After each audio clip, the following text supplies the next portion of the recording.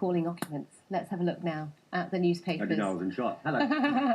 And some of the stories making headlines around the world. If we start with the International New York Times, Russia's ambition clashes with economic realities is the headline. It cites market experts alarmed at Russia's downturn since it annexed Crimea, predicting its economy could shrink 1.8% if more sanctions are imposed. Interesting stuff. What about this one? The Telegraph's business pages leads with the Co-op Group here in the UK facing a fight for its survival after its worst loss in its 150-year history. The bank to funerals business announced that it lost £2.5 billion British pounds. What's that in dollars? 4.2 billion in the red. The Independent leads with the death of Gabriel Garcia Marquez, as do many other papers around the world. The Colombian author and Nobel laureate is best known for his 100 Years of Solitude novel. Front page in The Guardian, the British opposition leader Ed Miliband hires Barack Obama's most influential advisors for Labour's election campaign next year. Last-ditch efforts to save China's first lunar rover. In the South China Morning Post, engineers are trying to revive the Jade Rabbit, apparently. It's stalled on the moon by mechanical faults, apparently so. It's still stuck The there. Easter Rabbit. Here we go, Sal. Easter Everybody, bunny. you said brace yourself for me. Brace yourself for this. Look at that. In Japan, spandex is all the rage.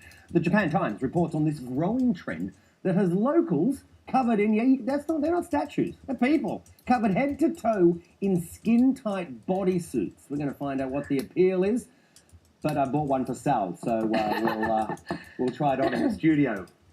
Absolutely not.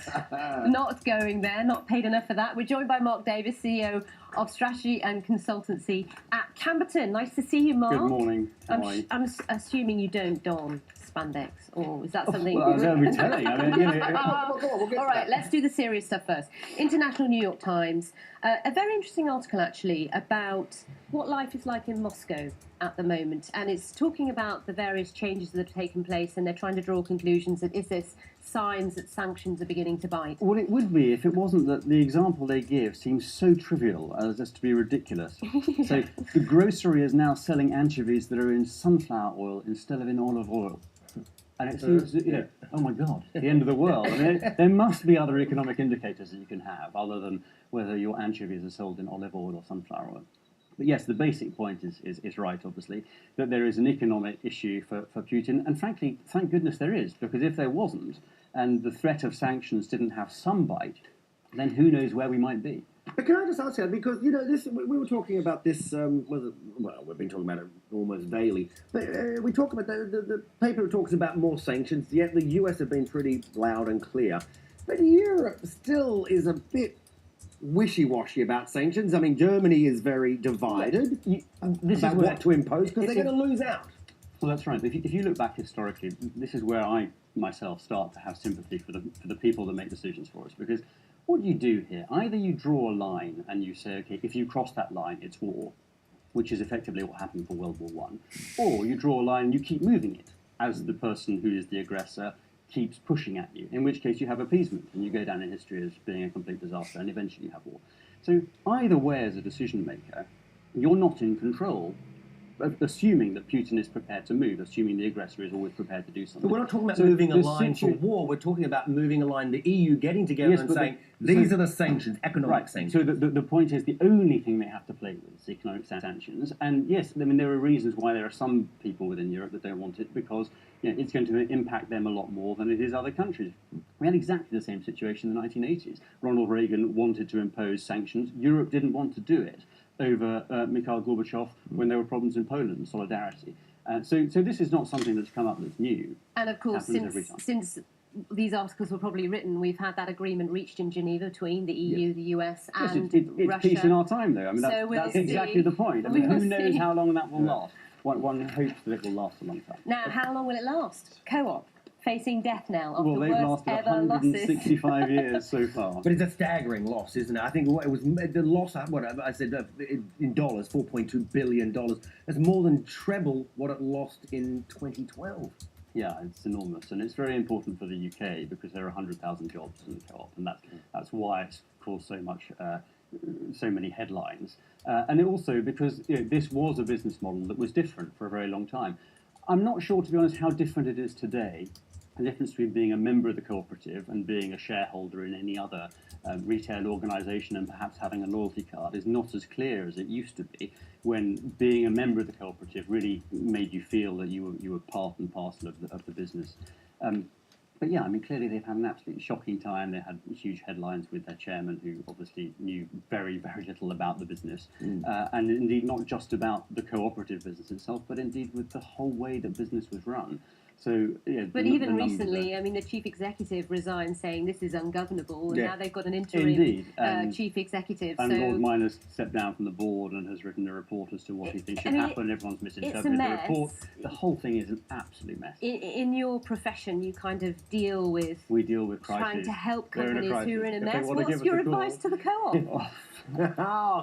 Longer than we've got to discuss now, I think. Well...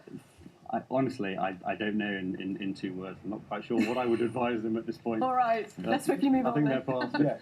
Yeah. Well, I mean, it would be interesting to see if it survives, or that part of it survives. Do you want to? We're going to talk about the Independent and Gabriel Garcia Marquez, literary giant, is dead. It says passed away and described by the Colombian president as the greatest Colombian of all time.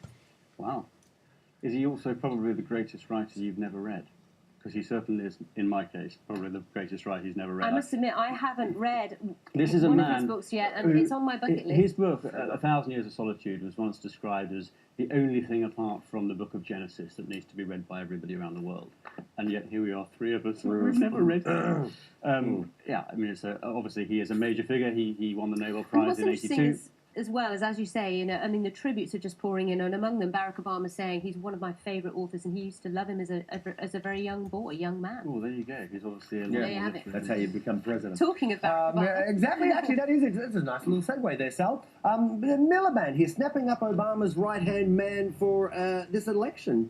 I mean, I don't know. What's wrong with all the British advisors? So you've got an American coming in to help Miliband, you've got an Australian who's helping David Cameron, and you have a South African who's helping Nick Clegg.